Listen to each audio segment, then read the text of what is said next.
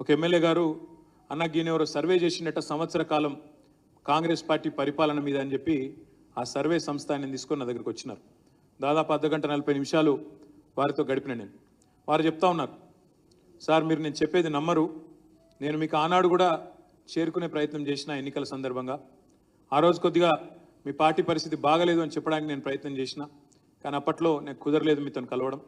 కానీ ఈరోజు నేను సంవత్సరం తర్వాత మీ దగ్గరికి ఈ ప్రభుత్వం యొక్క పనితీరు తీసుకొని వచ్చినా అని చెప్పి వారు విశ్లేషణాత్మకంగా చెప్తా ఉండే.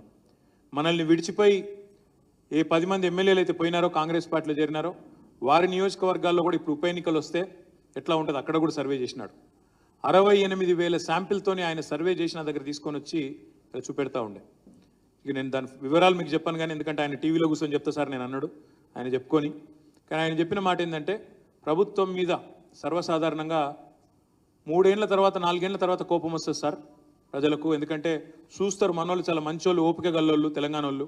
ఎందుకంటే చేస్తారేమో, అవుతుందేమో, ఇస్తారేమో అనే కొంత ఓపిక పట్టే గుణం మనకు ఉంటుంది. ఎందుకంటే మన మీద దౌర్జన్యం చేసిన వాళ్ళనే దశాబ్దాలు ఓపిక పట్టినాం, గంత మంచోళ్ళు మనోళ్ళు. కానీ ఈ ప్రభుత్వం మీద మాత్రం సంవత్సరం లోపలనే తిరగకుండానే మెజారిటీ ప్రజలకు మాత్రం మనసు విరిగింది సార్. మీరు ఏదైతే సంవత్సర కాలంగా కేసీఆర్ గారి నాయకత్వంలో పోరాటాలు చేస్తున్నారో, ఇటు న్యాయపరంగా కానీ అటు ప్రజాక్షేత్రంలో కానీ చేస్తున్నారో, దీన్ని తప్పకుండా కొనసాగించండి.